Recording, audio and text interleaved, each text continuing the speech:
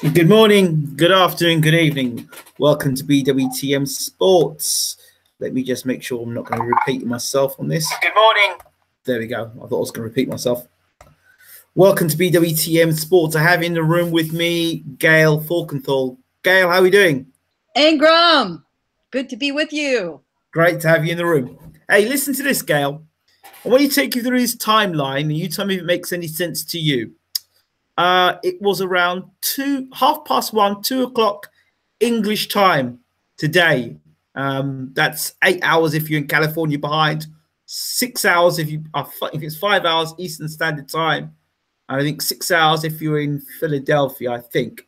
But anyway, at that time, I read a message, or I was given a message on Facebook that Joshua versus Wilder had been already confirmed, and it was going to be in November or December at in Cardiff.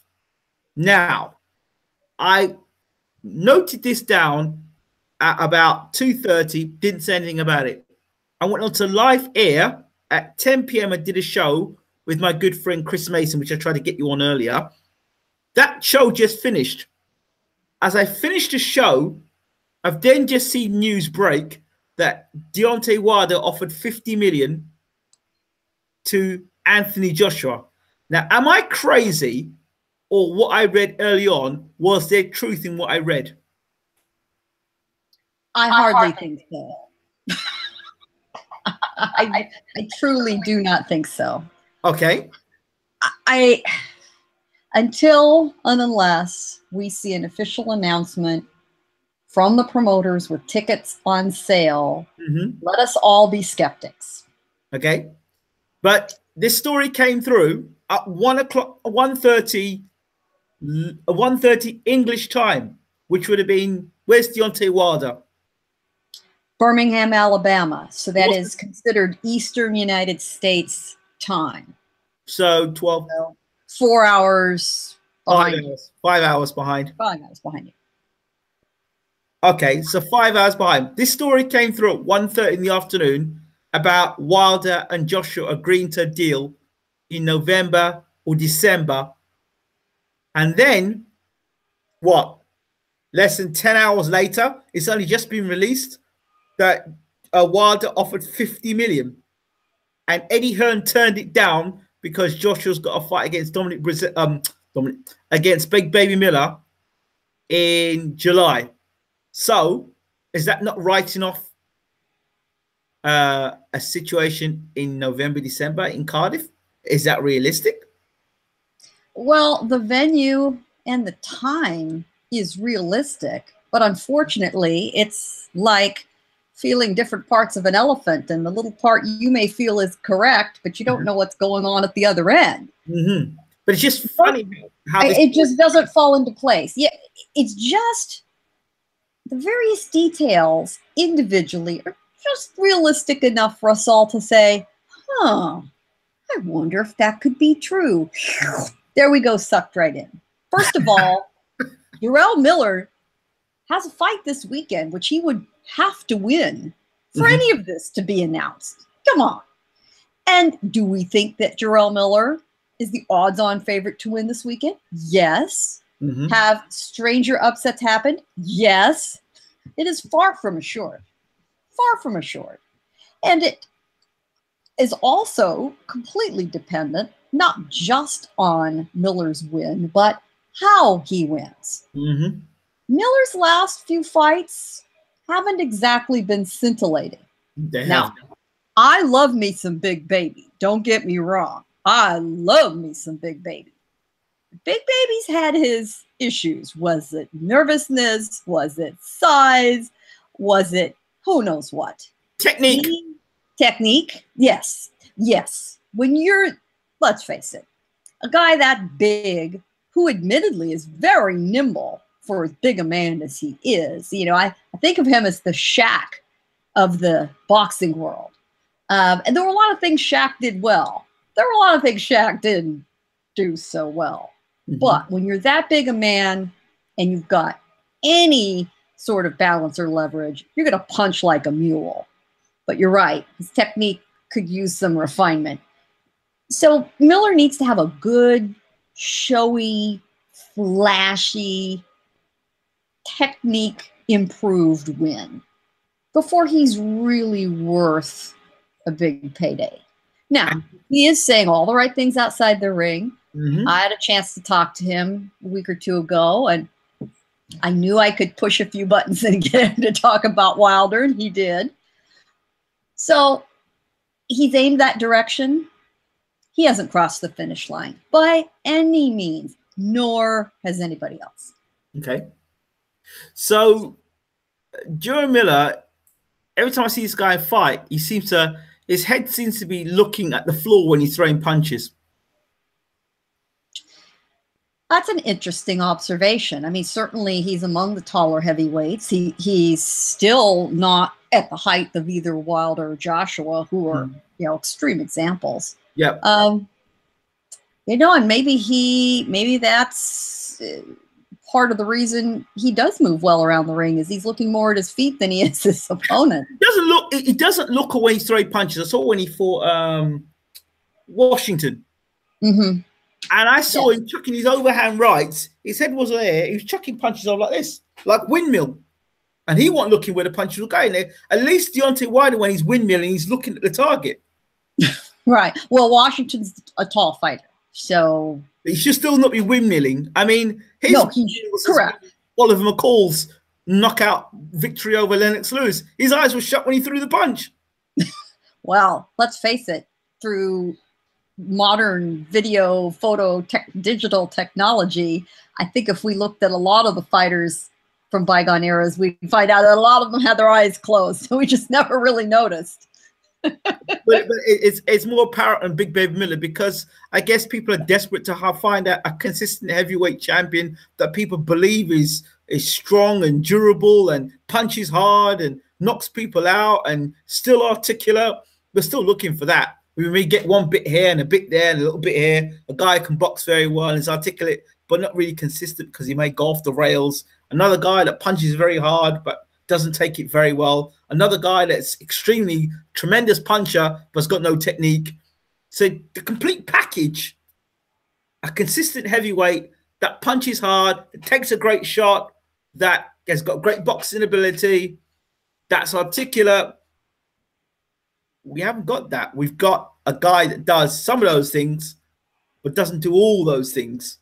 So I guess the heavyweight division, people are looking for something and hoping Miller can fill that void. If Tyson Fury can't fill the void, or if Deontay Wilder can't fill the void, or if Joshua can't fill the void. Because some people like Joshua, but they'll say he doesn't punch as hard as Wilder. Some people say they love Wilder, but Wilder's got no technique. Some people say, well, Tyson Fury is great, but he only did it against Klitschko, and he hasn't been in the ring for ages, and he's gone off the rails. So what do people want in the heavyweight division? You tell me, Gayle. We are so tough on our heavyweight fighters, aren't we? We want it all because it's the glamour division. It's the division the vast bulk of fans, and especially the casual fans, want to see. And we are really demanding of these big men. These are big, big guys, big athletes. That's a lot to move around. That's a lot. That's a lot of skill you've got to amass. And, oh, by the way, we want them to be an entertaining interview, just as entertaining outside the ring as in. We have the same problem with many other divisions of certain lacking skills, or this guy does this well, but he's not so great over here. The argument with the smaller weight divisions is what? Punching power. The argument with the technical fighters, they don't get knockouts. The big guys, they don't move. They don't have the finesse. Well, you try throwing around 40 or 50 pound, sacks of things. That's rough to do. Gayle, we're very unforgiving, aren't we? We really are.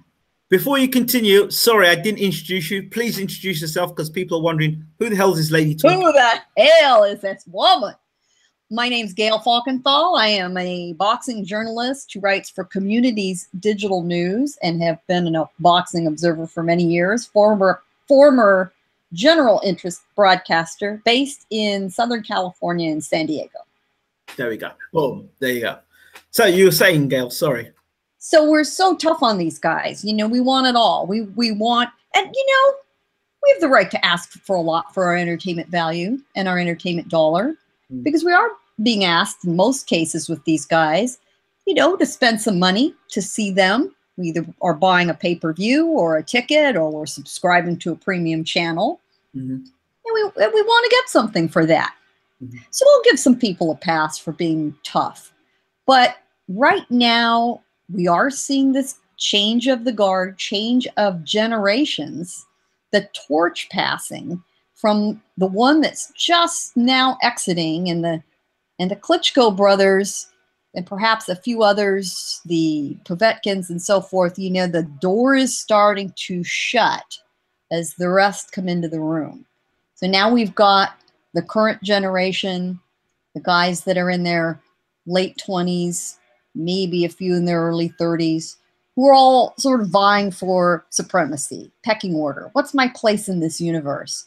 What do I do well? What do I need to build on? What will get me to the top? And they're all figuring this out. And we're watching them do it in real time. So we're watching the cake being baked. And sometimes you don't always want to see that happening, but it is happening. Let's talk further in the heavyweight division. One fight we know that has been, well, the WBC have suggested is Luis Ortiz versus Dillian Whyte, and Dillian Whyte is pissed. When isn't Dillian Whyte pissed? Oh, that's true. But he's really pissed because he thought that he was fighting Lucas Brown for a final eliminator to fight Wilder. But he now finds that Dominic Brazil is fighting Wilder. Well, you've got history between Wilder and Brazil, personal animosity of a fairly significant nature. Their two camps have had dust-ups with each other. It's an all-American heavyweight brawl, very, very marketable here in the United States. So it's a good, solid eliminator. Both two tall men. Brazil has a good fan base, especially on the West Coast. So it's a good matchup. But I absolutely do understand Dillian's disappointment. However, I think the Ortiz fight is a very intriguing matchup. That's a fight I'd love to see. Now, maybe he isn't real keen on taking that on, but I like it. Who would you rather see? Whyte versus Povetkin, Whyte versus Ortiz, or Whyte versus Parker? I think I'd rather see him fight Ortiz for the entertainment value, but Parker for the measurement potential of what he's really got to offer. I'm not quite sure the Parker fight would be as entertaining, but it's more of a yardstick, if you will. And I don't care about Povetkin. That does nothing for me. But while we're on the subject of Povetkin, and probably one of the reasons why Povetkin does nothing for you is because he got caught so many times, we're going to talk about Canelo Alvaroids. or as Donis Martirosyan is calling him, the big steak. Exactly. Talk to me about Canelo Alvaroids.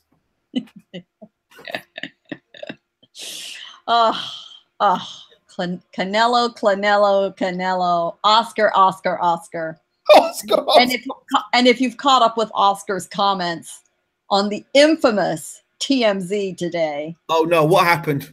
Oh, Oscar and Donald Trump have something in common. Was he drunk, Oscar? I don't believe drunk. I wouldn't swear to not being hungover, but I wouldn't say drunk. TMZ does what it does best and caught Oscar heading somewhere and apparently unable or unwilling to shut his trap and asked him about Canelo. And he says, if you go to my Twitter feed, the link is posted there. PR Pro San Diego, Twitter, look it up. PR Pro San Diego, posted a few hours ago. about a minute 40 into the video, Oscar says, "I promise you Canelo will be drug tested every single day until the next fight with Golovkin." Please, please. Do we really think that's happening? Do we really, you really think we are going to believe that? Oscar, do you even believe that? Don't bullshit us, please.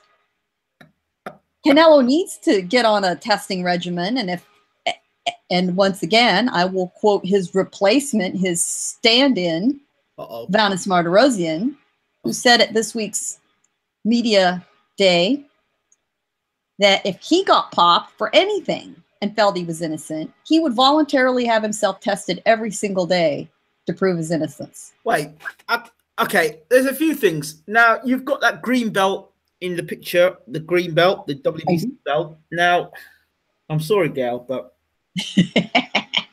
I'm sorry. I'm sorry. And I love Maurice Suleiman. He's a nice guy. I met him. Seems very affable, very nice, very down to earth, very approachable type of guy. But call me an idiot, call me a fool. But if Canelo was anybody else in the world but Canelo, a 1-year ban would not be reduced to 6 months. A 1-year ban would more like be a 3-year ban. Why has Canelo been given such luxury? Well, let me find my change jar and shake it in front of the microphone for your answer. Let us never forget, Ingram, as much as we love our sport of boxing, as much passion as we have for the excellence of the athletes and the entertainment and the thrills, boxing is a money-making enterprise. Boxing is a business. It's independent contractors are the athletes, and their agents are the various promoters, and the commissions are out there putting all these deals together.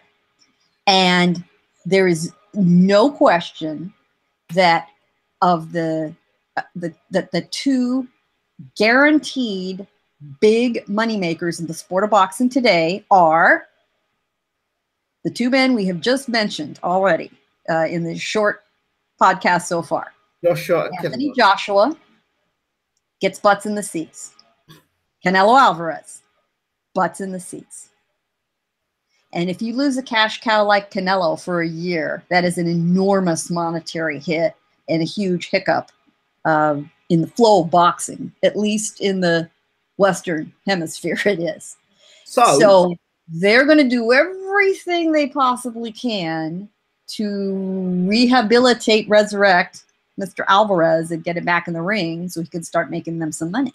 So when I said back that show I did about cash cows and how I felt that there's no way that Canelo would face the full force because he was a cash cow, but cash cows dictate the sport. When I said that back then, and you were on the show at the time, you were typing at the time, I guess I may have had a point. You not only may have had a point, that is the point. That absolutely is the point. Decisions are made with the bottom line in mind, because boxing is a business. And when you're in business, you make business decisions, obviously tempered by other ethical and legal concerns. Yeah, but okay.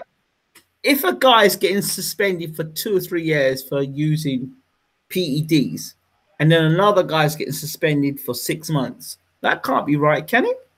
Of course not. But any legal system in the world, and our two respective nations have among the best in the world, and they always could be bettered, but there are always inequities. That's similar to saying that the man that walks in there with $1 million attorney and the poor guy who has no money to hire a legal representative and has to make do with the public defender are going to get equal justice. Well, we know that's not true. So, all right. If I got caught with Clenbuterol in my system, okay, and I'm a British champion, and I got caught with Clenbuterol in my system, and I said, well, okay, I'm getting banned for 4 years because I'm really basically unknown. Can I bring up the case with Canelo and say, hey, well, look, he had less Clenbuterol in his system than I did, right? Well, no, yeah, I've got less in my system than he has. Yeah, I'm getting banned for more time than he is. Where's the fairness in that? Could that be used as a legal argument? Well, you've got a couple of factors in play. Number one, there have been a handful of successful defenses to Clenbuterol positive tests. Right. The infamous Mexican meat excuse. Okay. And there are notably Francisco Vargas, whose belt I am holding in that photo, by the way, that was in the possession of Mr. Vargas. It now belongs to Miguel Berchelt, but at the time belonged to him. He was popped. He and his attorneys had the paper trail to show where they were purchasing meat products, had them tested.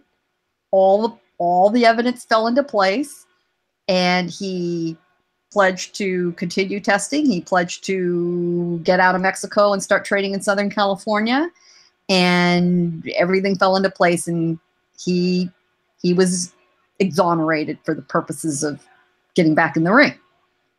But any level of Clenbuterol, for a Mexican fighter is still illegal. Now, you think they would know that the cattle industry in their country is horribly contaminated by Clenbuterol. The statistics show 25% of the cattle tested in processing plants is one in four is contaminated. Now, you would think every fighter, after seeing what happened to Vargas, would say, oh, don't think I should be eating that stuff. Now, Ingram, unless you were over here training in Guadalajara or Los Mochis, Sinaloa, or something, eating this meat, I think you'd have a pretty hard time wiggling out from under your suspension. It is something sort of oddly specific to the Mexican fighters. And because there are so many great boxing athletes from Mexico, there's a special scrutiny on them. But they should all know better that if they're going to train in Mexico, they cannot be eating butchered meat from Mexico, or they test it themselves. I heard a story that the reason why Canelo got caught was because he was expected. He never in the past got tested in Mexico, and he only got tested when he came to America. That's why he got caught, because they tested him in Mexico. He was in Guadalajara, and normally Canelo, at least for the past 4 or 5 years, Canelo does not train in Mexico normally at all. Canelo lives most of the year about 5 miles up the road from me in San Diego, in a very nice gated estate, I may add. Well, he has rented a little piece of property in an industrial park area where he has his own private gym. Nobody else goes in. It's his. He's got plenty of dough. Not a big deal.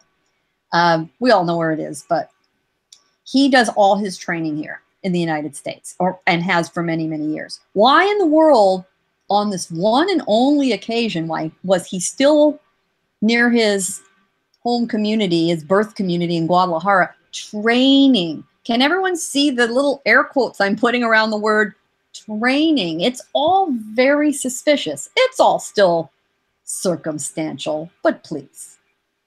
Somebody at that level of the sport with that much to lose, I would think that every I would be dotted, every T would be crossed. There would be people in charge of nothing but making sure there are no hiccups in the athletic career of someone at that level, because any mistake can be catastrophic. As I mentioned in a piece I wrote yesterday, which has gotten a lot of traction, the careers of these athletes are a blink of an eye in the scheme of time, and time marches on. The time they lose out of the ring due to problems or injuries, you never get back. And we have them in front of us, the fans, for far too short a time. They should not be doing anything to jeopardize their opportunities in the ring. It was a very, whatever happened. Yeah. I'm not ready to blast Canelo as a juicer. Okay. I am ready to blast Canelo for being extremely careless and stupid, because even if it was a mistake, right, you are still responsible for screwing up. And not only did he screw up a big payday for his opponent and HBO's pay-per-view and the arena, think about all of the thousands of people it takes to put on a huge prize fight that are counting on that income, all the way down to the food sales people, vendors, ushers, janitorial staff, security who work the arena that night, all counting on a payday they're not going to get now. Okay, how about this?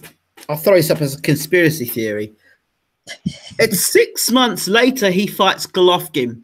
Golovkin takes another fight. A little bit more wear and tear on Golovkin. Golovkin's a little older. Canelo fights a worse version than the version he would have fought had he fought in May. What about that? There's nothing to prove or disprove that theory. It works. It hangs together. But I'm going to offer you a counterbalance to think about. Of course. At this point, other than the money, which is not inconsiderable, other than the money, Golovkin doesn't need Canelo at all. If the payday was minimal, if the money aside, there's no reason for Golovkin to fight Canelo. But this is going to make even more money, though. This whole yes, it does. But you know, there are a handful of people whose decisions aren't completely made by money, and I believe Golovkin is one of them. Golovkin is not a guy who spends money like a Floyd Mayweather or any of the other guys who, you know, live a lavish lifestyle. He does not. You know, he doesn't have to have a new car every 6 months. He isn't out at the clubs. He's not betting. I gather he lives a very quiet, frugal, for his level, obviously, life. And, you know, Ingram, once you've got several $1 million in the bank, well invested, and you live well and you've got plenty to live on, you acquire an incredible kind of freedom because you aren't dictated by the payday. And if Golovkin feels that that's really all he's got to gain from Canelo is the payday, he doesn't need it. What he really wants, and we all know what he really wants, is that strap Billy Joe Saunders is holding hostage right now. That's what he wants. That's the fight he needs. Do you really think that's the fight he really wants? Really? Yeah, well, he wants has to be a broad word in this case. Yeah. What he does want more than anything is to unify the division. That's always been the prize up on the shelf he's been reaching for. Always. That is what's important to him, because that is an undeniable achievement. Now, and you can start counting the men who've done that on one hand in modern history, now, right? That's what he wants. That has nothing to do with money, and it has nothing to do with Canelo. Abel Sanchez, I love Abel. I do love I love Abel. I love Abel to death. But some of the things Abel's come out with, I am unable to accept. Well, do tell, Ingram. Well, first and foremost, he tried to sell to me that Dominic Wade was a dangerous opponent and Matthew Macklin was a dangerous opponent and Daniel Gill were dangerous opponents. I said, no, well, I don't know who you're trying to convince of that, but it's not me you're trying to convince. So, you know, we got into it about that. Then he came out and made a statement about Charlo knocked out a cripple. That's what he said, his own words. Charlo knocked out a cripple. That's why we never took fought that guy. What's the other one? Andrade doesn't fight enough. He's not consistent. But now they bring up this guy, Vanis. No disrespect to Vanis at the end of the day. He stepped in. He's filling the shoes and he's doing the fight. That's fine. Hasn't fought for 2 years, but he's #1 contender in a lower weight division, in a light middleweight division. Fine. But the same argument that could be said for Vanis is the same argument that could be for Andrade. Andrade hasn't fought, but it's not consistently fighting. But Andrade is unbeaten. So, well, why not fight Andrade? Oh, no, he's not consistent enough. Okay, well, why not fight Spike O'Sullivan? Yeah, Spike's okay, but he's been beaten by Chris Eubank Jr. And, you know, he got beat by Billy Joe Saunders, so it'd be just Billy Joe Saunders and Eubank Jr. So, leftovers. So, okay, again, so they bring Vanis in. Can you explain to me the logic and thinking behind that, please? Well, let's unravel all the way backward. I take Abel at face value when he says all of those opponents were dangerous. You would be an idiot an idiot, not to take every single opponent seriously when your undefeated record, when your 0 is sitting there. Of course. You can't be screwing around. Now, of course, 2020 hindsight, perfection. We look at them and say, hold. Wait. Daniel Gill. I'm not just to Daniel Gill, nice guy. Daniel Gill, he doesn't punch for anything. How is he going to beat Golovkin? You know, funny you should say that. You know, if you go back and look at the punch and counter shot that Golovkin threw when he knocked Daniel Gill out, Gill actually did land a fairly significant punch. You know, they all have a puncher's chance in that division. It's truly a puncher's chance, but that's simply not to be discounted. Yeah, we'll set that aside. Set that aside. Andrade. Okay. Right? Let's move on. And Dominic Witt. Yeah, same thing. You take no man lightly. You take no man lightly, because we can all reel off the stunning upsets that occur when somebody gets lazy or doesn't take somebody seriously. Complacent. Good fighters, complacency is death. Can't have that. Andrade. Here's the true fact. Golovkin doesn't like southpaws. He doesn't like them. That's the bottom line there. Now, you also let's introduce another very important concept in boxing, which also has to do both with the athletics and the business end. Risk versus reward ratio. Yes. All right. So let's say Canelo was a southpaw for sake of argument. Yep.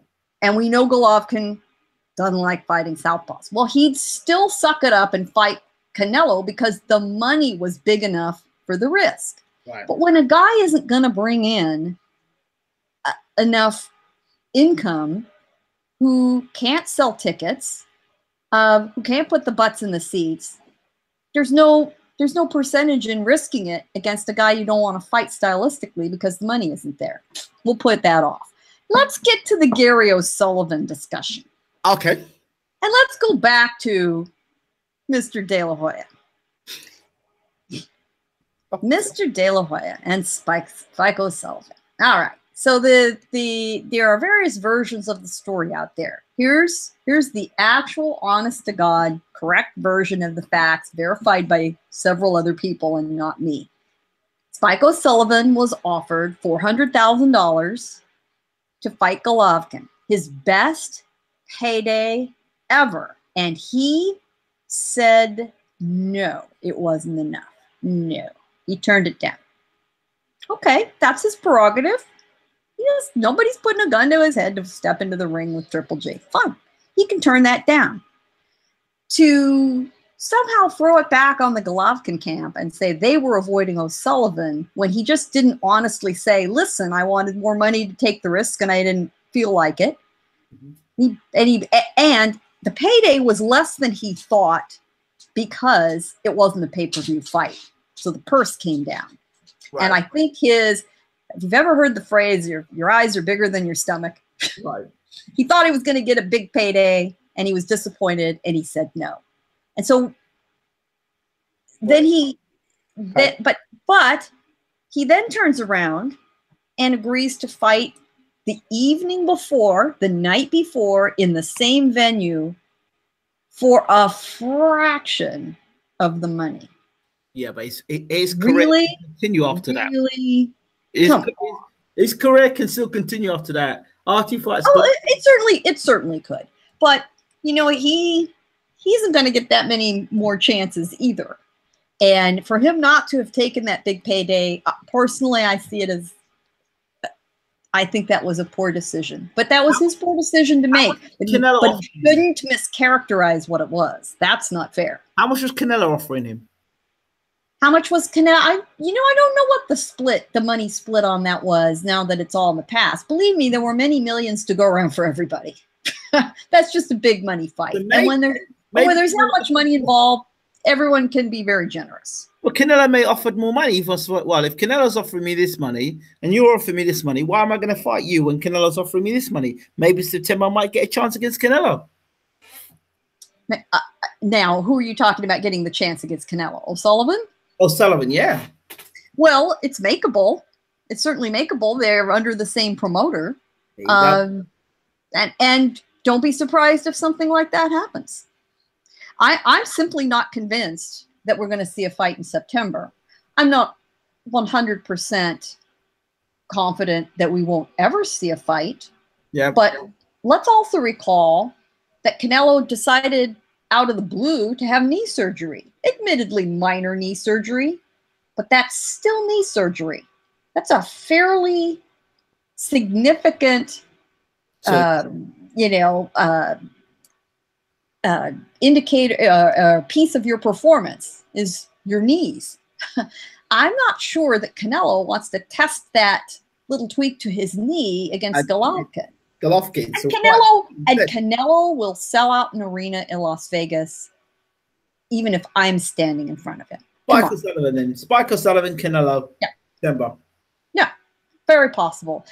Which leaves us with the fight that, frankly, I think more serious fight fans want to see is Golovkin and Saunders, to see if they can, because someone walks away as the unified middleweight champion. All things go well and everybody makes weight and no sanctioning bodies get their panties in a twist. Adelaide Bird is one of the judges. Well, here's the other beauty of fighting Saunders. It won't happen in Las Vegas. It'll either happen in the UK or the West Coast, or New York for that matter. Let them meet in the middle. Let them meet at Madison Square Garden. Golovkin has a good following there. He's very comfortable there. That's a great venue. Can't beat it. I think that's the smart thing to do. And so let's go one move farther on the chessboard. Okay. Golovkin beats Saunders in September. He's the unified middleweight champion. What about Jamal Charlo? No. You know what I think happens? Well, maybe he fights Charlo. Maybe he makes a defense. I don't think he makes the defense against Canelo. Okay. And I think at that point, he moves up a division or he retires. And Canelo is frozen out entirely. Okay. So we'll see. We will not know whether I'm blowing smoke or I'm absolutely right for another 12 or 18 months. Versus Charlo. Yes. What do you think? That's a dangerous fight. Charlo to me he's very talented. I think he is still a little raw. I'm not as sure he is as smart in the ring as Golovkin. Okay. And I'd like to see him have a few more middleweight fights. Let's remember, he's only had 2 fights in this division. 2. Dose. For those of you listening in the West Coast. But two fights and he's dismantled the opposition. He has, but I wouldn't exactly call his opposition world beaters either. No disrespect to Charlo. He did what he was supposed to do, and he did it well. How many world beaters? Fights does not exactly make a world beater. How many world beaters has Golovkin beat? You know, this is a specious argument, Ingram. I'm ashamed of you. Please. Whose fault is that? Whose fault is that? Well, and everybody's afraid of him. Loeffler and Abel Sanchez. Absolutely not. You're not blaming them? Absolutely not. I once again turn to the facts. Okay. Boxing is a business. Yes. And there's a risk versus reward ratio. Okay. Until fairly recently.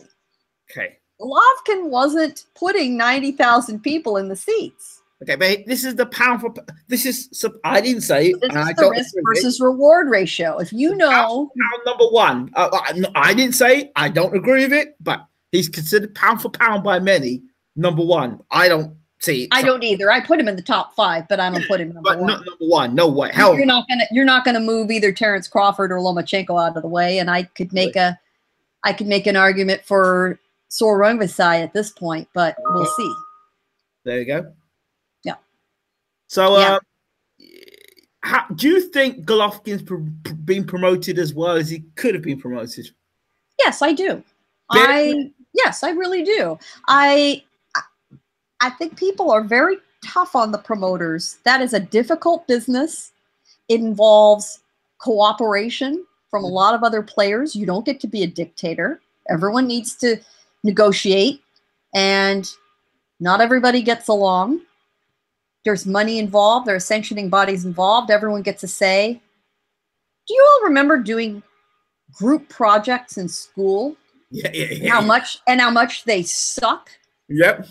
Because somebody is always being difficult, and somebody else doesn't pull their weight. Yeah. Somebody else doesn't live up to their expectations. Being a promoter is like doing high school group projects your entire life.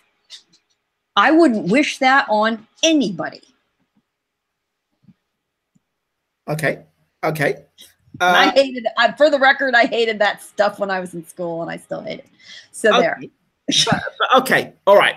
Golovkin's big. When we're talking at world middleweight history, Golovkin's biggest fights to date have been against a blown-up middleweight, welterweight, which was Brook. Then it was the great Danny Jacobs, and now Canelo. Those are his greatest hits. They're the 3 great fights that Golovkin's been in, and all 3 fights he hasn't looked that devastating.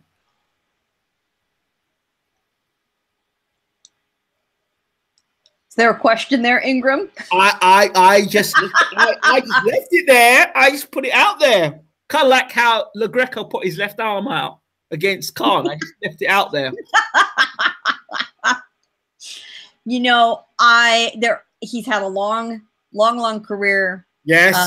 If you recall his fight with Proxa, who was considered a significant opponent at the time. Pirog was a tremendous. was the man. Pirog was the man. Tremendous performance. Remember Pirog? Or you forgotten him? Proxa. Pirog. No, not Proxa. Oh, Pirog. No. You know, a lot of people have also forgotten this fight. I don't know why. I think because it was in Monte Carlo, because, 400 people are there in that venue, against Ishida, who was a very strong Japanese middleweight. He clocked that boy. I know you keep forgetting the name Pirog. That name. Pirog. No, I'm hearing Pirog. Yes, him. Yeah. Talk to me about him. Yes, him. Pirog. Yes. What about him? He was the guy that knocked Danny Jacobs. Yes. Well, I still think that, there were a lot of extenuating circumstances in that fight with Jacob. Okay. His head was not in that fight. And he says so now. It was obvious that that's the case. Jacob, to me, was a far more difficult fight for Canelo for Golovkin than Canelo was. to me. And I was at both fights. I was ringside at both fights. I agree with you there. I agree. I thought that Jacob was beaten. The Golovkin, the Jacob fight, honestly, had the judges scored it the other direction, I would not have had any heartburn about that. It was close. I do think the knockdown was the difference. Yeah. The Canelo fight, those scorecards, different story. Different story. But we could do a whole other show about that. I don't want to go down that rat hole and waste your listeners' time with that one. We've discussed that sucker to death. But I take it you're a Golovkin fan. I admire how he carries himself. I like his skill. He's fun to watch. I have no criticisms of him. Can I call you a fangirl then of Golovkin? Would it be fair to say that? You know, I try not to be that way. But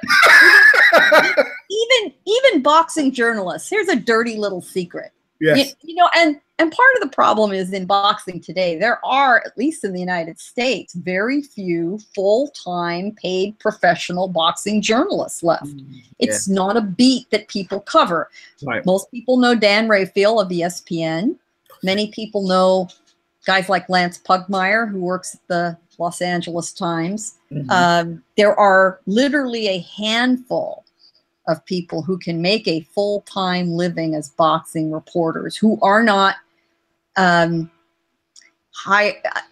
are not in the employ of a promoter, a commission, a network, something like that. Independent journalism in boxing. There's just a handful. The rest are either doing it in addition to other sports, part-time, or people like me who for years did work as a professional broadcast journalist.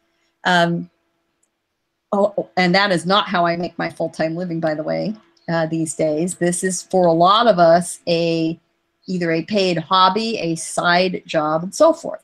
And in this vast universe, there are people who've come in with YouTube channels, with video channels, who do other things. Some of them are journalists, most are not. Most are not. That is okay. I don't have any problem with that, as long as everyone's very clear about who they are and what they do. But my columns are meant to be journalism. The one I published this week that rendered opinion has commentary in huge letters across it. I've only done that two or three times in 7 years. I make it very clear when I'm rendering opinion. But having said that, everybody has their favorites. Everybody, if you ask them if they had to pay for a seat, who would they pay for and who would they not? And yes, I would pay for a seat to see Golovkin. I would pay for a seat to see most of the top flyweights or super flyweights. I happen to love the lower weight divisions. Okay. I'd pay for a seat to see Vasyl Lomachenko, not without hesitation. Anytime. There are people I would not pay to see. Ever, ever, ever, ever. Adrian Broner, never. Never. Julio Cesar Chavez Jr., never. No. And everyone knows he's my kryptonite, and that's the way it goes. I would pay to watch Julio Cesar Chavez Jr. fight, as long as I know the guy in the other corner has enough power to knock him out. That's the only fight I want to see him. Well, yes, except that they don't often have that opportunity because he quits in the corner. Although it was a happy day when I watched Andre Fonfara kick his ass. Yeah, we all enjoyed it. Yeah, although we did have to be very careful in the media section that day because we knew the minute he quit, the many Mexican fans present would start hurling projectiles, and they did. Projectiles as made of liquid, as in their cups of beer. I heard a rumor they were actually considering Julio Cesar Chavez Jr. for Golovkin. You know, no. Hell no. Now, the grain of truth in that is that at one time, many months ago, there was discussion about Chavez as a potential opponent, because that would certainly sell a lot of tickets. Yes. Golovkin, has very little to fear from Chavez Jr. it would have had to be at a catch weight. There's no way in hell that boy could make 160. And you know, as much as I have very little respect for him, I do, however, have sympathy for him and the cards he was dealt, trying to live up to his family name. Was almost an impossible task. Similar to Eubank Jr. in some ways. Wow. It's almost never the case that the son of a famous fighter succeeds. They're just never hungry enough. Never. I've said it over and over and over again. I think Floyd's an exception to the rule. Yes. You know what? Floyd broke a lot of rules. Let's face it. He did. But his father was never his father never attained the status that certainly Chavez Sr. ever did, and not even Eubank Sr. That's true. That's true. So I think that was a bit of a different story. And he chose his own path, and good for him. This weekend, got 2 fights happening that I'm very interested in. Isaac Dogba. Yes. He fights Jesse Magdaleno. He's announced that BWTM is the home of the Royal Storm. Yes. What is his chances of him beating Jesse Magdaleno, in your opinion? I do think he has a very good chance. I'm equally as intrigued as you are with this fight. I like the matchup. It's going to answer a lot of questions for both of them. And both of them have the skill to win. Yep. Who's got the right game plan? Who can adjust if necessary? Who's going to find the key to unlock the lock among all the choices? I'm not sure. And I don't know enough about Dogbo's father as a trainer. Right. And his man, like military training. Yeah, but I'm not sure that gives him a wide enough skill range. But was it Cesar Suarez was a guy that Magdaleno didn't want to fight, and Dogba knocked him out, and he was one of the dangerous guys in the division. Yeah. I mean, it's super interesting to me because there's absolutely no question in my mind that Dogbo has the skills and the tools to beat Jesse Magdaleno in just a raw skills matchup. Sure. But it takes more than that. Magdaleno has the benefit, I think, of better training. You know, he made a change several years ago. He was being trained by Joel Diaz. He changed to Ismael Salas and moved back to Las Vegas in 2015. Right. So that's the question: is the difference going to be the trainers and the game plan? What's the blueprint to success that these two guys have each been given? Which plays out better? So it makes for a really intriguing fight. Very fun, very even. I don't think I'll be surprised to see any outcome, which when you have a true 50-50 fight for whatever reasons, those are absolutely the most fun to watch. Absolutely.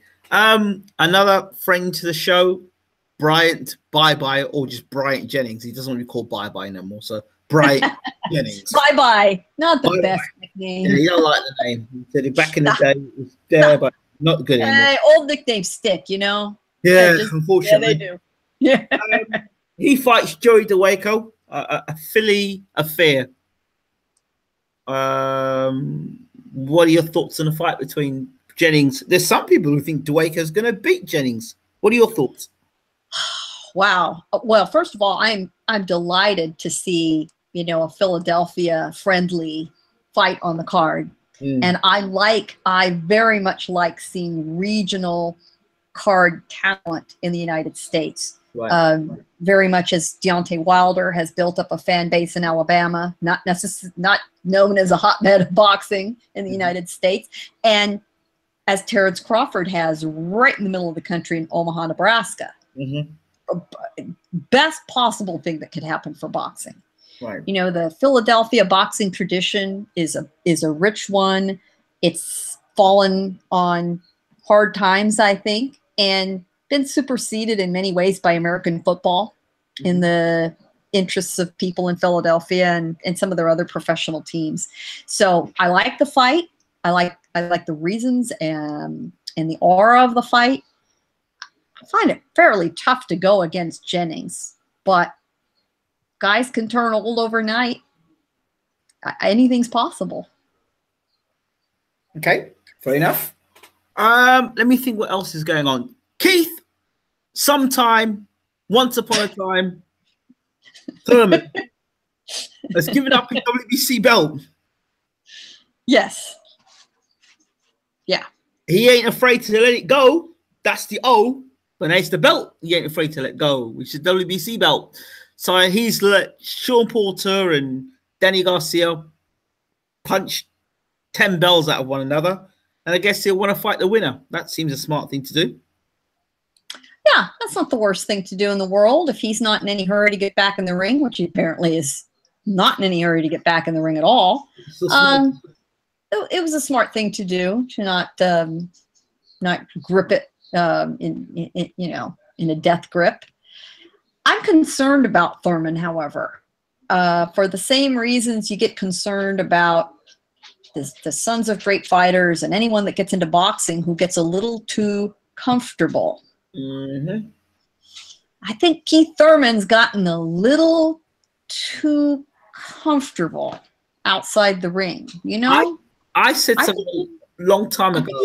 I think he has a good life, and he's not real interested in going back and doing the hard work it takes to go back to where he was. I think he's more injured than people admit. I think he hasn't been the same fighter since he had that the first shoulder injury.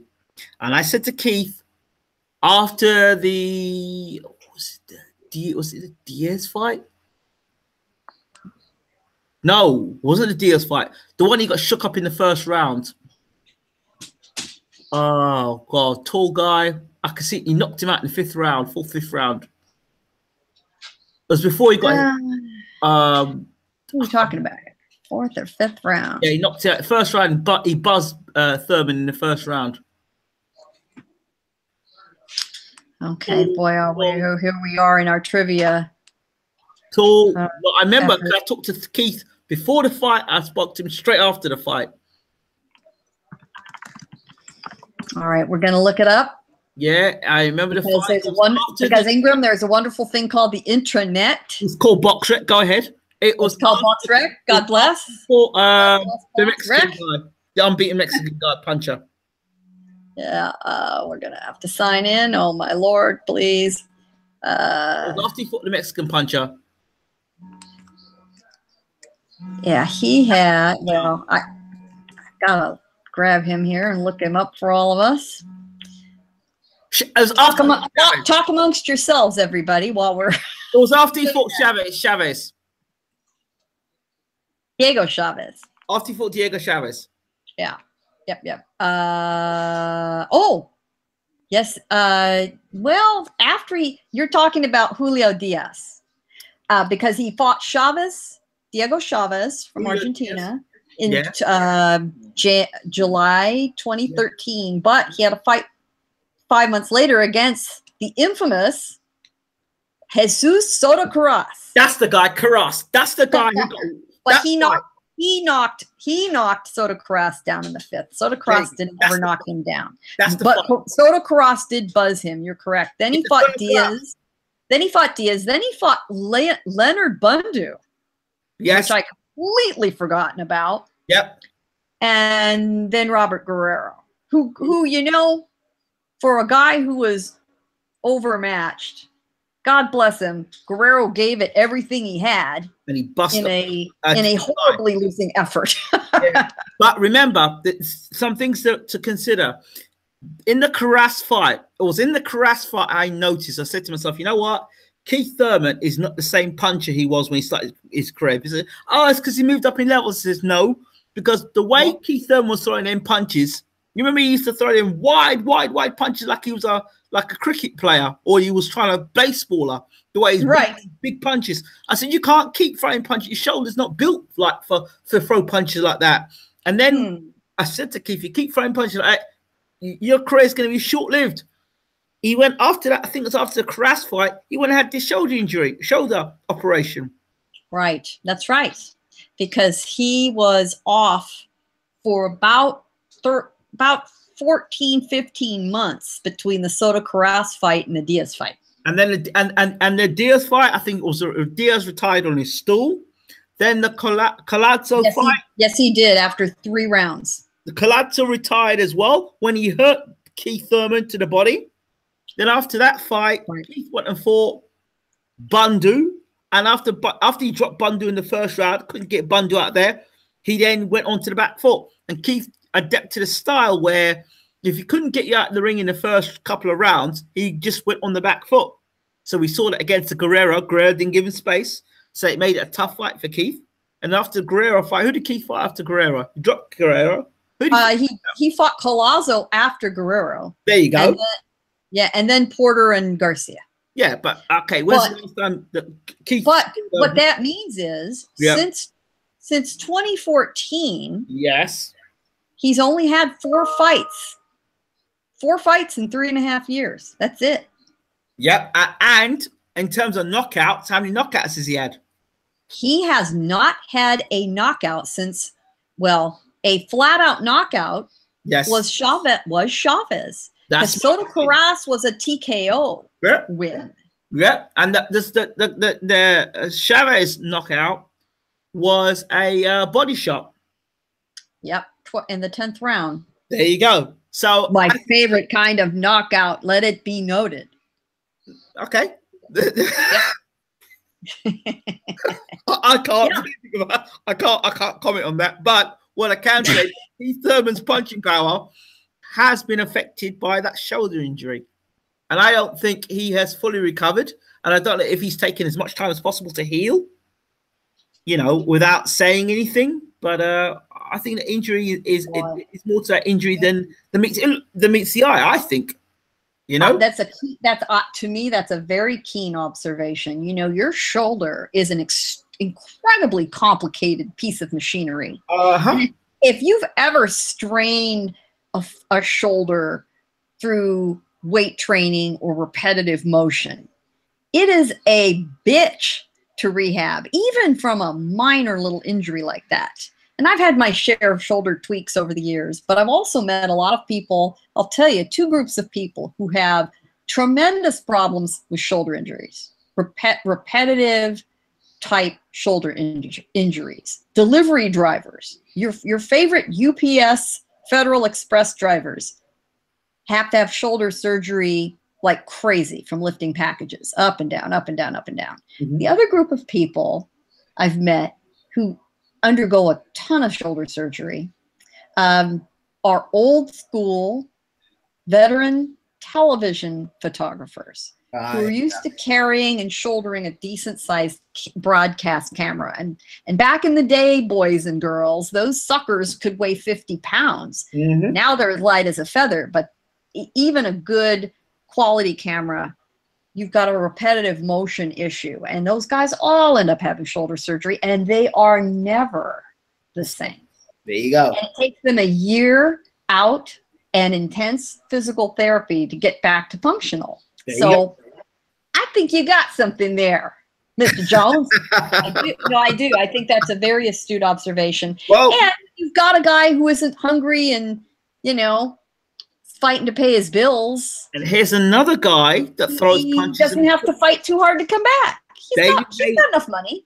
And he's a talented son of a bitch. There are a lot of things he could do. Hayes, another guy that throws punches in the very same sort of wild way. Shoulder injury with him as well. There could be an argument that Hay doesn't punch as hard as he used to punch. Oh, you can't because of his shoulder injury. Yep. Yes. Well, it makes all the sense in the world. That's where the money-making machinery is. You know, you've got to have a lot of other things working for you, but in the end, what do these guys do? They punch. They punch. And if your fundamentals aren't good and you aren't starting your punch from the feet in the hip girdle where the power comes from and planting, you know what happens? All the power has to come from the upper body. That's a bad bit of business and a very bad habit. There you go. That guys get into. And guys who are very strong, who have a lot of upper body strength, can get into tremendous bad habits because punching is easy for them up to a certain level. They don't need to learn the complicated machinery that it takes to marshal the power from the feet all the way up. That's a complicated equation in your head, man. I'm going to mention another fighter. Punch from the shoulder. Why wouldn't you? George Groves.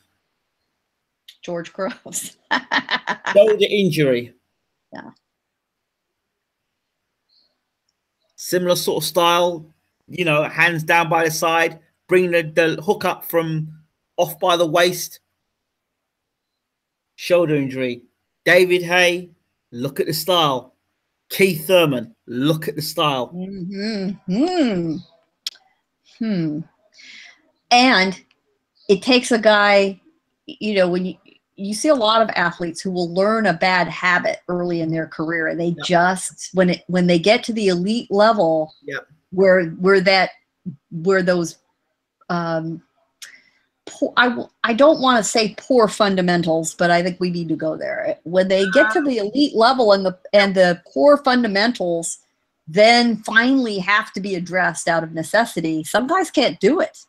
Think about some of the habits we have that you just can't unlearn them. It's tough. If not poor fundamentals, then questionable techniques under intense pressure meets injury. Right.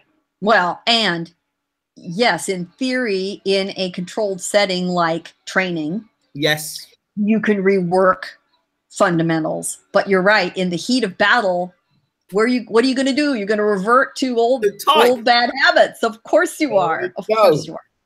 Yeah. So for Mr. Thurman, if you know, I think it's injury related with him. I really do. I really do. Well, complicated by the fact that life's good for Keith. Of course it is. Life's damn good. Married man, why not? Yeah, married man, and got the flute. And to his credit, he's got a lot more going for him and a lot more interests in life than boxing. Yeah, of course he has. You know, it'll stick with me for a long time when I recall seeing Freddie Roach being asked what he was going to do when Manny Pacquiao retired. And this was back when we really thought Manny Pacquiao was going to retire a couple years ago. And everyone said, so Freddie, when, you know, and at that point, Freddie was saying, yes, I think this would be a good time for Manny to retire. And that's when Manny was saying, yes, I've promised my family I'm going to retire. I can't even remember what fight that was. In Las Vegas. Yeah.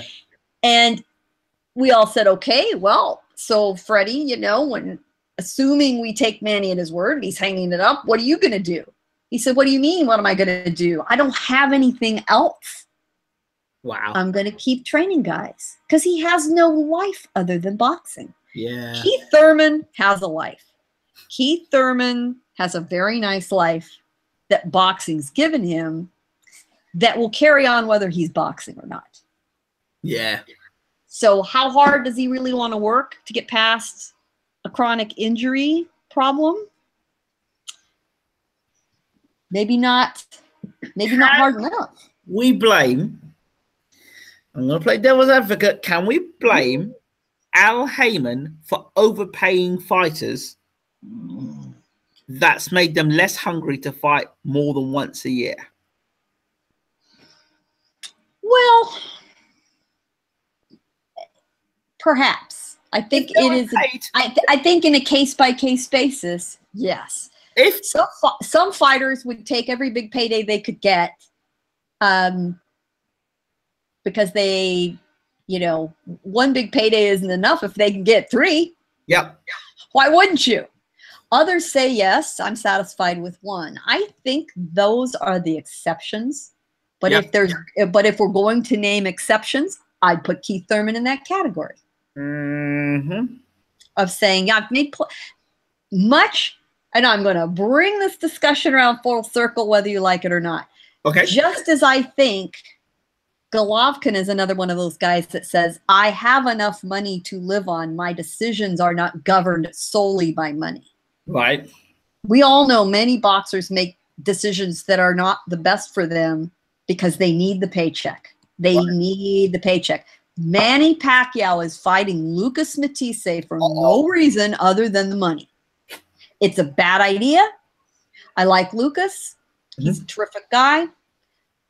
It's still just a horrible idea, but he needs the money. We get it. It's because of pub, isn't it? It's because of pub. I'm not sure what you're saying to me. Do we have a language barrier? Pub. No, it's not a language barrier. It's an accent. It's never. It's pub, not Bob. It's pub. Pub. No, but you all see, I think Thurman and Golovkin are very much in that way, is that money is not what governs their decisions. And you know what? Good for them.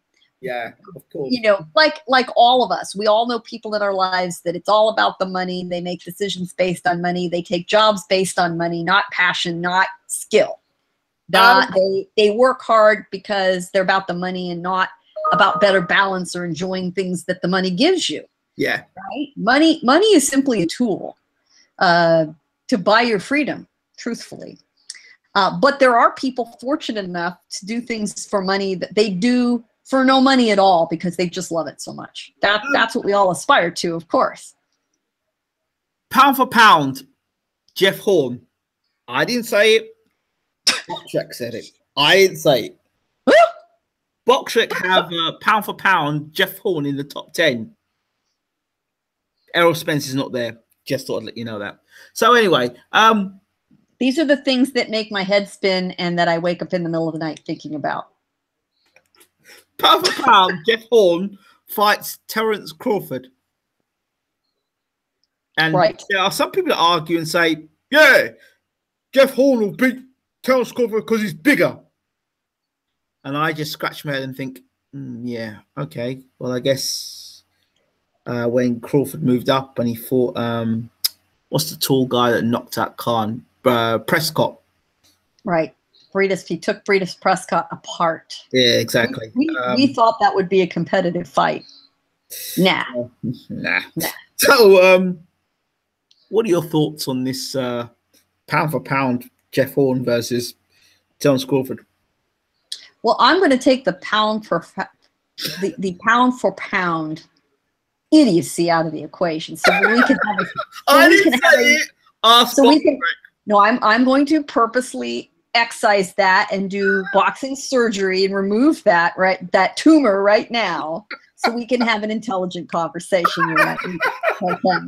Because we're both capable of that. Let's remove that part. Removing that aside.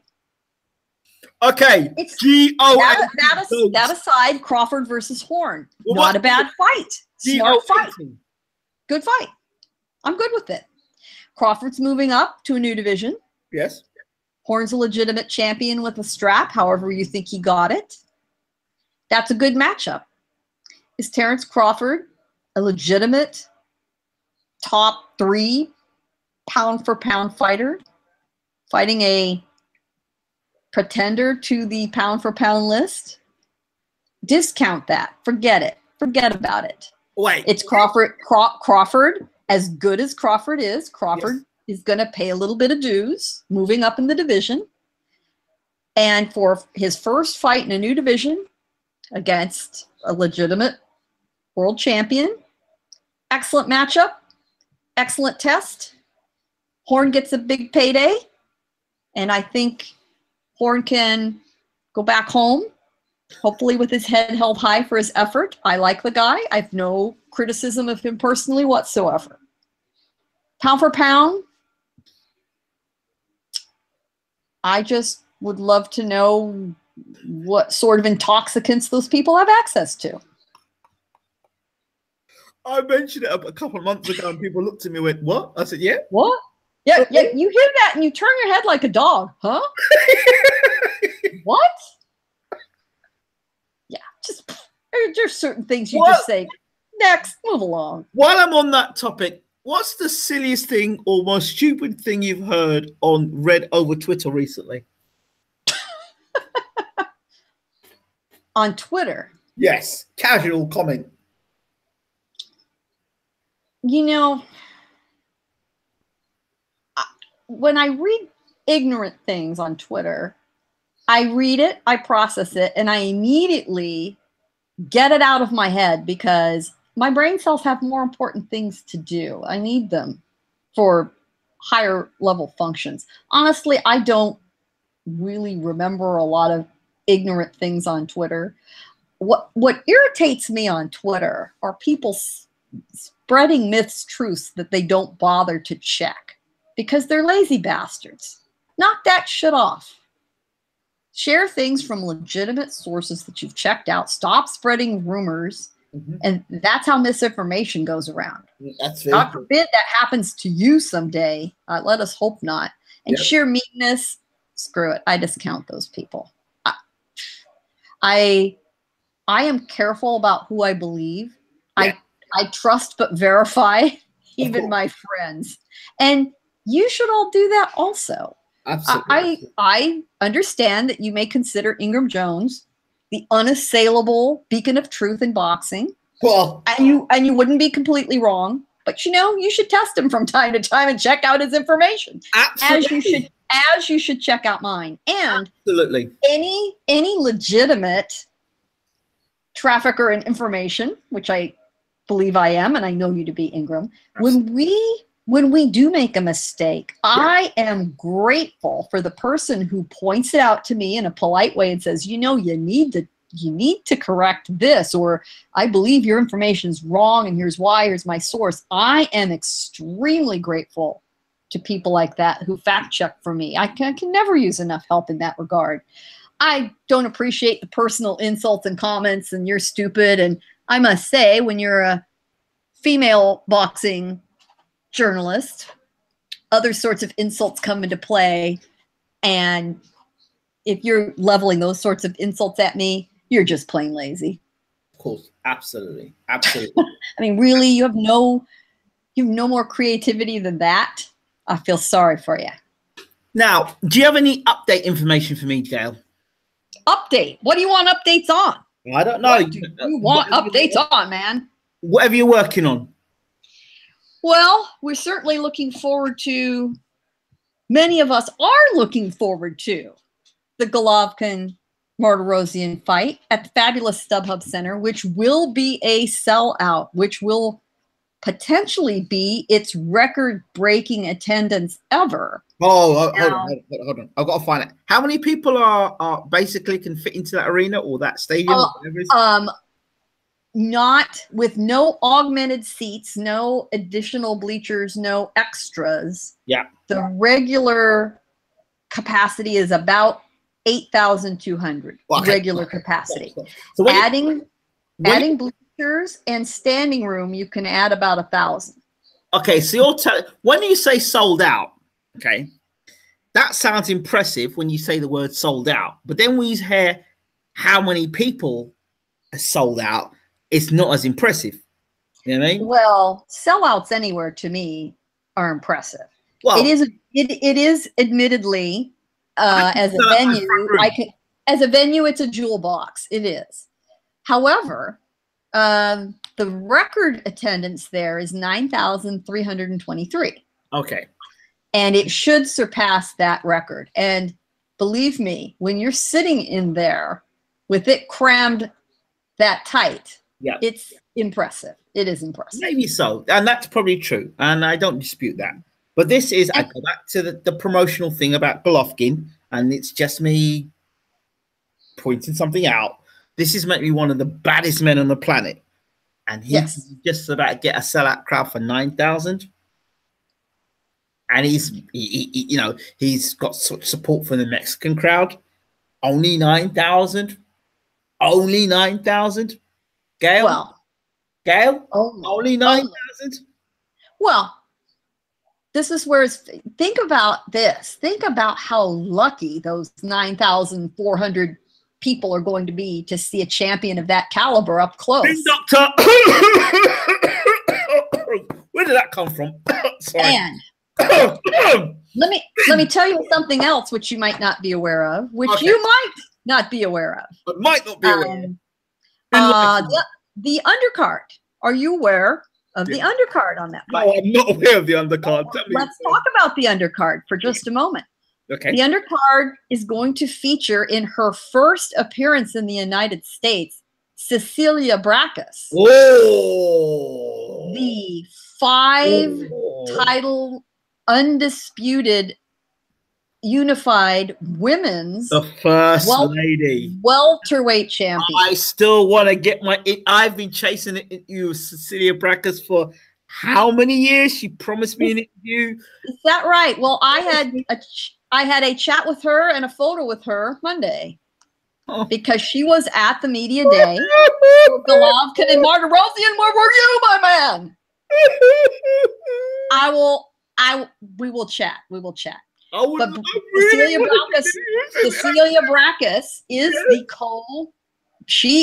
the co-main event in the undercard. She is facing Kelly Reese, yes, who is an American fighter. The record is perhaps not a mind blower, but Kelly Reese is coming down from middleweight for the fight. Wow. So interesting matchup. Cecilia is not going to take her lightly. It is a fight at welterweight. I got an interview with the lady that was beside her. I don't know if she's training her. Riker. Yes. And she is training her. Riker, I did an interview with Riker a few years ago. Oh my God. I sat down with her. I was talking to her, but my jaw was just open. I was like, I'm talking to Riker. I'm talking to Riker. I was in fanboy mode. I was like, shit, are you gonna say at first are you gonna say anything to me? I'm like, I will, but I'm just gonna look. Sorry, I'm just gonna look at you. I just can't believe I'm talking to you. I just couldn't believe it. I was just like, it's like you can't believe you're in that space for that person. It's not like you've met them at a press conference where everybody's there. It's like you and that person over Skype. She's made time to have a conversation with you, and you're like, it's just amazing. And she was a great fighter, The Dutch destroyer. Oh, and she fought a man as well, didn't she? She did, didn't she? Not on her official record. No, but exactly. And people may be wondering, why do I know her? Why do I know who she is? Why is that name familiar? Which has to do with the fact that she was the villain in $1 Million Baby. Yes, she was. So she was there on Monday as well. Yeah. And said that she had gotten a call asking if she wanted to work with Cecilia and train her. And she was somewhere else out of the country at the time and thought, well, I don't think my schedule's going to permit it. She took a look and she said, gosh, actually, yes, I do have a window. Yes, I can make this work. Yeah, sure. Why not? What the hell? She now lives in Southern California. Yes. So she was going to be home long enough to work with her. And sure enough, here she was with Cecilia on Monday. A surprise to a lot of us. So what happened to Jonathan Banks? What about Jonathan apparently is tied up with one of the other fighters on his roster. Now, I don't know who it is, but Cecilia said she knew Jonathan wasn't going to be able to come with her or work with her the whole time. And let's face it, when you get to be a fighter of Cecilia's caliber, it's not like you need your trainer looking over your shoulder in the gym every day. You know what you need to do. Yeah. But it is nice to have somebody there to keep your head on straight and motivate you. That's what Lucia said is, I'm not there to train her or teach her anything. There is nothing I can teach her. Now, Cecilia denied that that was true, but there's obviously a lot of mutual respect there. What a neat team. I was very impressed, and they have a very nice interaction with each other. It's obviously a very genuine connection. I can imagine that. Cecilia and Riker, who wins that matchup? Ooh, wow. Well, first of all, you'd have to account for the differential of the fact that Lucia spent most of her career fighting at super lightweight. Okay. And remember, women's weight divisions are the same as men. Yeah. But interestingly enough, Cecilia is the taller fighter by an inch. Okay. And they were both in street clothes. Look, Ms. Riker looks like she could step right back in the ring, however.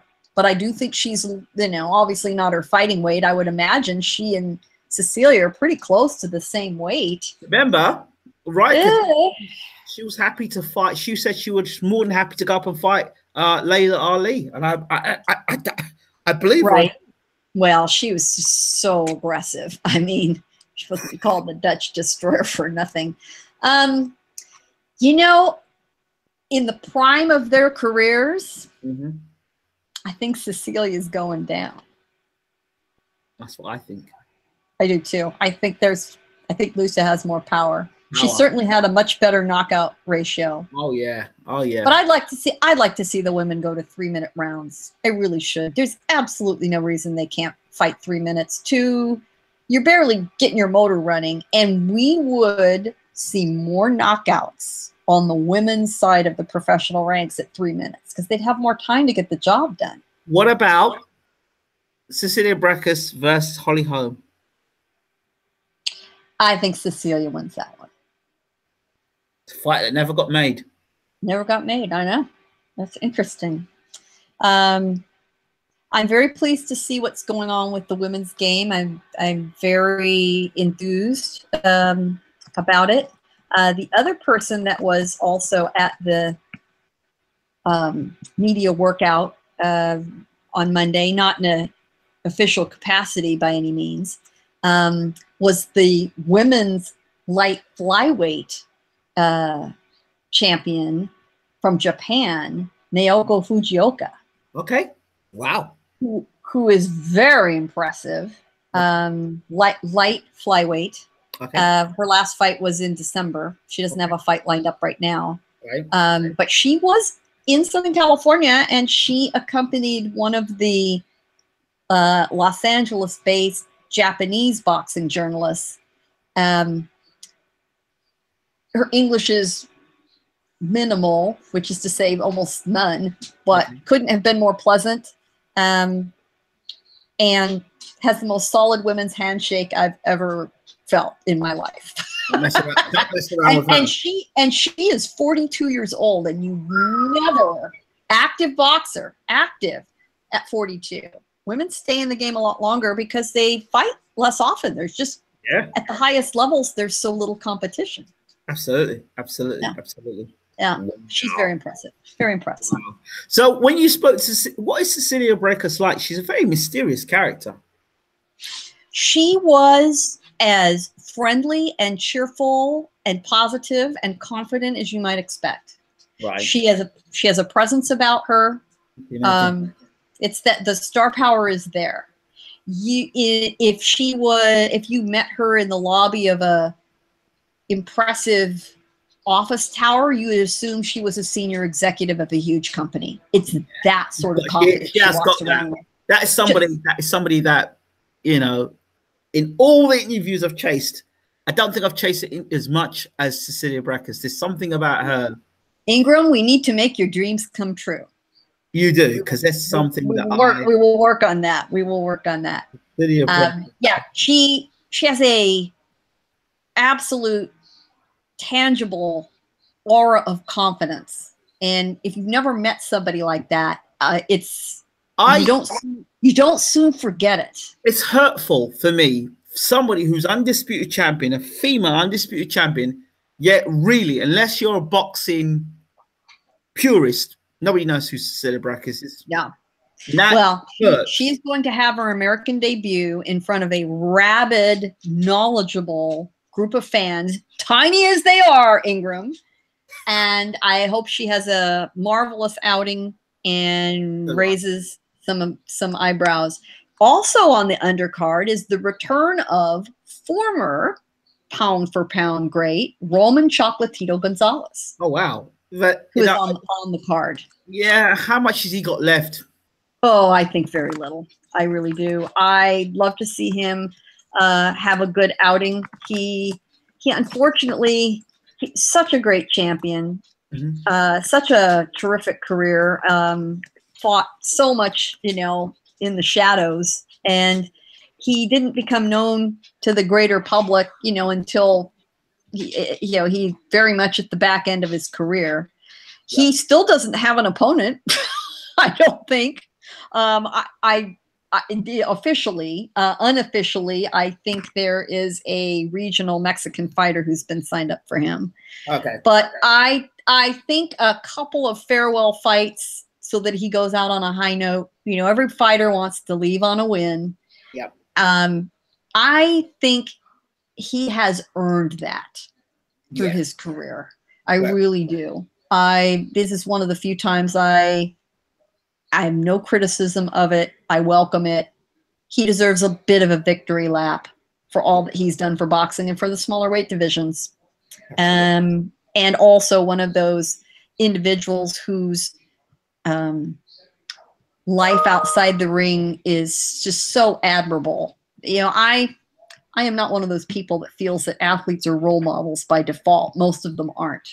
But a few of them, like in any walk of life, a few of them are. He's one of them. Absolutely. Anything else, Gayle? Haven't we covered it all? For goodness sakes. I think so. I think we have. I think we have. Oh, I just want to have a special shout out for Frampton and Donaire. Oh, well said. Speaking of role models. Yes. Two wonderful role models.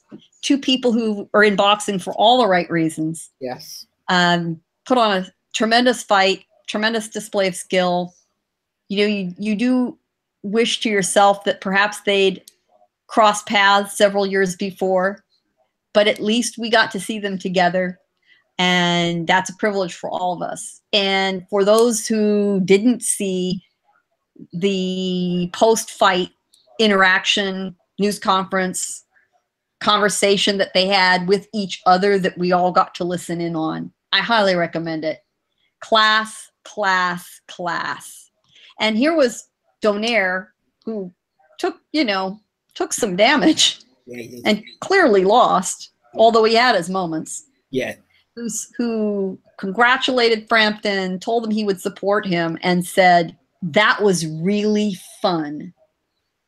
I hope that doesn't mean he wants a rematch. Well, I'm sure he'd take one, but no, we don't need to see that again. No, we don't. Yes, we don't. Well, once was enough, but God bless them both.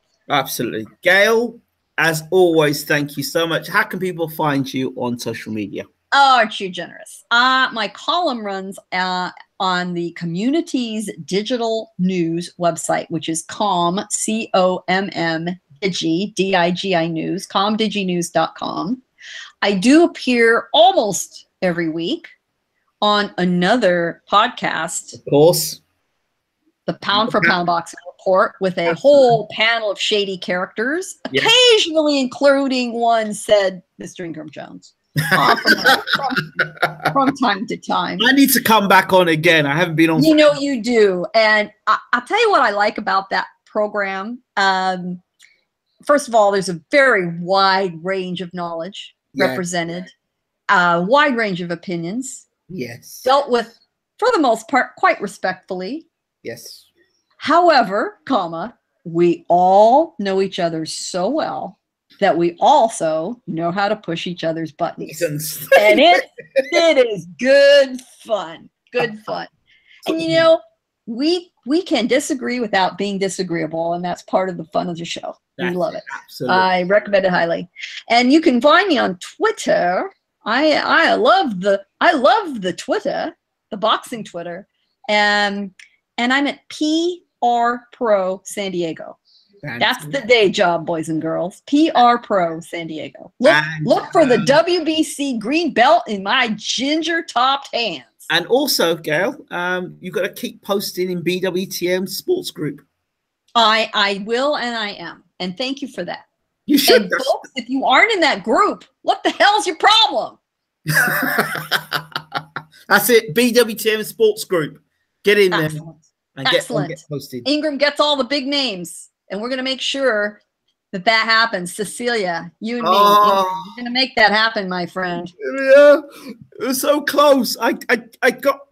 Listen, she was following me on. She followed me on Twitter. That was the first part. You know, she's very active on Twitter. If you comment or speak with her, she answers. She does, but I've got two trains of thought, because when she was on there before, one of them was genuinely her, and then I think the other time was a bloke that was doing her. You know, you can tell language and tone on Twitter, whether it's one of their folks working for them or whether it's them. I kept saying to Cecilia, why'd you keep standing me up? We had a date agreed to do an interview, and you keep standing me up. So, and she followed me back, and I think she's got some handlers, but we'll chat. You know, Ingram, she's got a fight to promote. She's got a big televised fight to promote. I think your time has come. Yes. Ooh, we'll do it. You think you can make it happen? I think so. Have I let you down before? No, you haven't. Well, there's always a first time. But no, we'll do our best. Don't say that. No, I will not let you down, sir. We'll make that happen. So all of you, stay eyes on the sports channel, and you're gonna see Cecilia Braekhus come on this show. Oh, Cecilia Braekhus! Look at, speaking of fanboys, my lord, man, I'm a fanboy. It's a good thing you're an ocean apart. Yeah, I'd fear for the internet otherwise. Yes. Damn good entertainment, if I do say so myself, Ingram. Absolutely. Thank you so much. Thank you so much. That one and Don King. Don King's the other one I want. Well, we're going to take care of that too. I think didn't we have a chat about that behind the scenes already? I hope you're taking that into your own hands. Absolutely. Hurry up, the man's 87. I'm trying to go through. I've been trying to go through Bermain, but we'll see how that works out. Oh. we'll chat about that too. Okay. Thank you, sir. A pleasure. Thank you so much, Thank you all. Thank you so much, Gayle. Have a good one. You too.